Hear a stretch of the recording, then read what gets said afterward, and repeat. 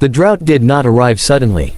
It crept in slowly, like a quiet thief, stealing hope day by day. For 3 straight years, the Texas sky refused to open. The rivers shrank into muddy scars, the grass turned brittle and gray, and the land Jacob Miller had inherited from his father began to die beneath his boots. Every morning, Jacob walked his ranch, listening not to the sounds of cattle or wind, but to silence. Silence had become the loudest thing on his land. Jacob was not a wealthy man to begin with. His ranch was small, his equipment old, and his profits thin. Still, he believed hard work could overcome anything. He sold his truck to buy feed. He repaired fences himself instead of hiring help. When the bank warned him, he promised better seasons ahead. But the rain never came. One by one, his cattle collapsed. Some he sold for almost nothing. Others he buried with his own hands, tares mixing with dust. By the 3rd year, Jacob had nothing left to sell. The bank took the land. The house that once echoed with his mother's laughter now stood empty, its windows boarded like closed eyes. Jacob packed what little remained into a duffel bag and slept in his rusted pickup near the edge of town.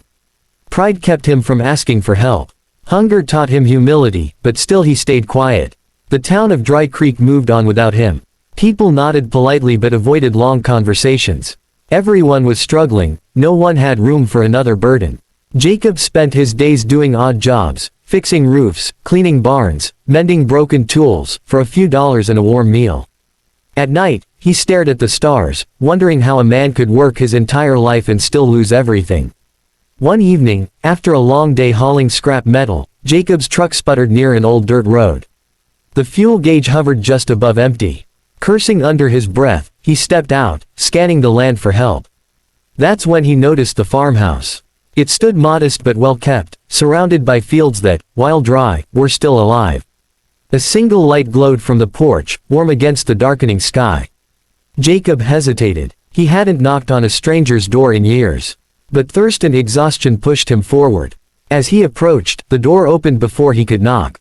A woman stood there, her hair pulled back, her eyes steady and observant. She looked to be in her early 40s, wearing work clothes stained with soil. "Yes?" she asked calmly. Jacob cleared his throat. "Ma'am, I'm sorry to bother you. My truck ran out of gas. I was hoping I could get some water." The woman studied him for a moment, then stepped aside. "I'm Clara Hayes," she said. "You look like you've had a hard day. Come in." Jacob didn't know it then, but that small act of kindness, simple, quiet, and firm, was the first crack in the long drought of his life. Jacob stepped into Clara Hayes's farmhouse, the scent of warm bread and faint herbs wrapping around him like a blanket. After 3 years of living off scraps and cold nights in his truck, it felt almost luxurious. Clara handed him a glass of water, and he drank greedily, the cool liquid reviving muscles that had grown stiff from exhaustion. When he finally set the glass down, he realized she was watching him closely, not with suspicion but with quiet curiosity. "You're Jacob, aren't you?"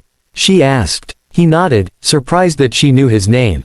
"Yes, ma'am. How did you?" "I've lived here a long time," she said. "People in town talk. I know your story. Drought took your ranch, didn't it?" Jacob lowered his eyes. Pride made him reluctant to speak, but something in her voice, gentle, patient, non-judgmental, made him answer. He told her the story of the land, the cattle, the bank, and the long nights sleeping in his truck. Clara listened without interrupting. When he finished, he expected pity. Instead, she offered something unexpected, opportunity. "You've lost much, Jacob. But I have a proposition," she said, her eyes steady. "I own some land, small, but fertile. I work it myself, and it's not enough to do everything. If you're willing, I'll let you stay and work alongside me. But there's a condition: we share it all. Every hour of labor, every crop, every profit, every loss. Equally." Jacob blinked. The offer was almost unbelievable. Pride, stubbornness, and years of self-reliance warred within him. He had spent too long alone to trust anyone. Yet, looking at Clara, seeing the calm confidence in her eyes, he felt something stir, a flicker of hope. I don't know if I can," he said honestly. "I've never shared anything like that before." "You don't have to decide now," she said. "But think about it. You could rebuild your life here, or continue wandering, barely surviving. The choice is yours." Jacob nodded, taking in her words. For the first time in years, he felt like he had a path, not just survival. The thought of working the land again, of seeing green fields instead of cracked dirt, filled him with a warmth he hadn't felt in a long time. And yet, the idea of sharing, of trusting another person with his fate, scared him more than any drought had. That night, Jacob slept in the small guest room Clara had prepared. He listened to the quiet creaks of the farmhouse, the faint wind through the trees, and realized that this was more than shelter. It was an invitation to start over. The next morning, he stepped outside to see Clara tending her crops. Sunlight glinted on the soil, promising growth if nurtured properly. Jacob finally smiled, the first genuine smile in months. He knew the road ahead would not be easy, that pride would still fight trust, and that failures could come again. But for the first time, he felt he had someone beside him, and for Jacob Miller, that made all the difference. By the time breakfast ended, he had made his decision. He would stay. Not because he had no other choice, but because this strange partnership, bound by labor and trust, might just be the second chance he had been waiting for. The first weeks on Clara's land were harder than Jacob expected. The sun rose like a fiery sentinel, relentless in its heat, while the soil, cracked from years of neglect, resisted every effort he made to coax it back to life. He woke with aching muscles, hands raw from tilling, fixing fences, and hauling water, yet each day he returned to the fields, driven by a determination that had lain dormant for far too long. Clara was always nearby, guiding him when needed, correcting his mistakes with patience and quiet authority. "You're trying too hard on this patch," she said one morning, kneeling beside him. "The soil here isn't dead, but it needs gentle coaxing, not force. Watch the roots, feel the earth. Listen." Jacob paused, feeling the warmth of the sun on his back and the damp earth beneath his fingers. He realized Clara's methodical approach wasn't just about farming, it was about trust. He had spent so long relying solely on himself, he'd forgotten how to let someone in, how to share responsibility without fear. The days blurred into each other, filled with work, sweat, and slow progress. Clara managed the finances, keeping track of seeds, tools, and sales at the local market, while Jacob focused on the land. Rain returned in small, tentative showers, enough to darken the soil and awaken tiny sprouts from the stubborn ground. The ranch slowly came alive again, patches of green hinting at recovery. Neighbors began to notice. Whispers followed Jacob as he worked alongside Clara. "That Miller boy's back on his feet," some said.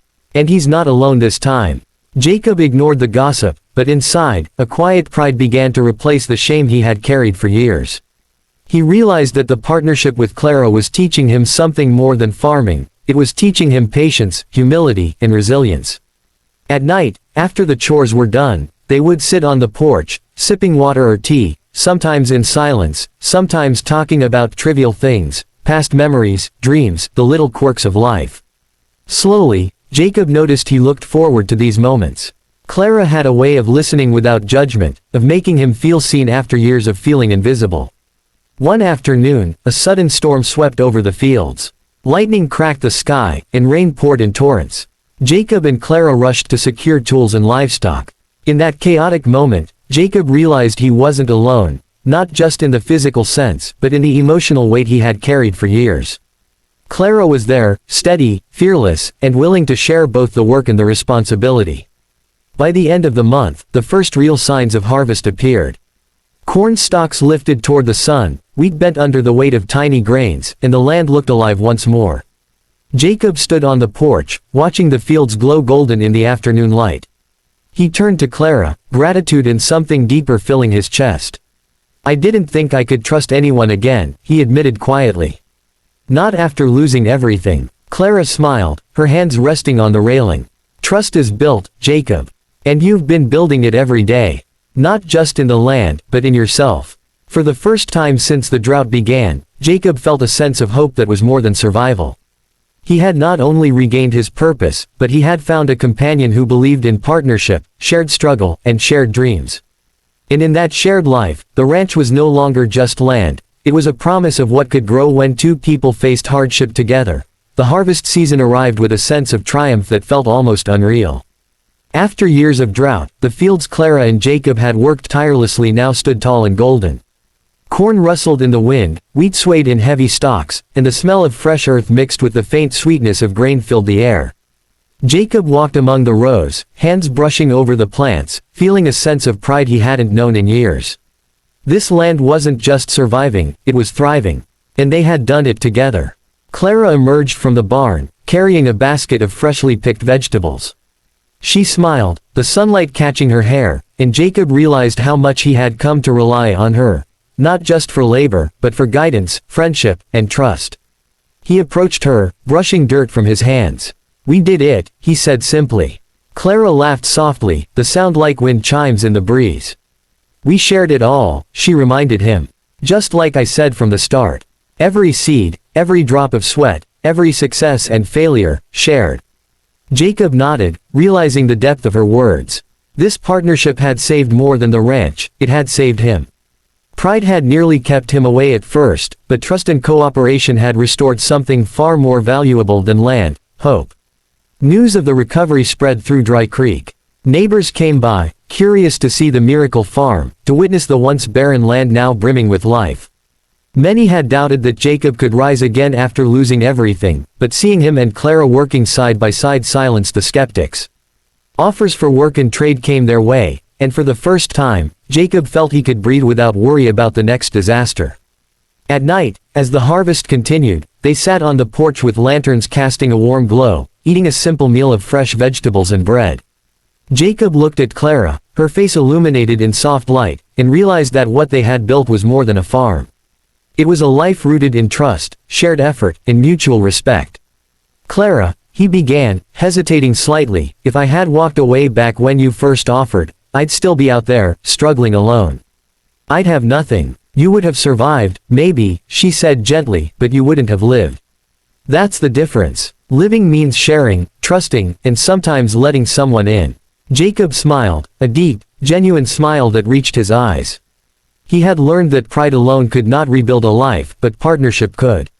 The drought had taken almost everything from him: his land, his savings, his solitude, but it had also taught him to see beyond himself, to accept help, and to invest in something bigger than his own survival.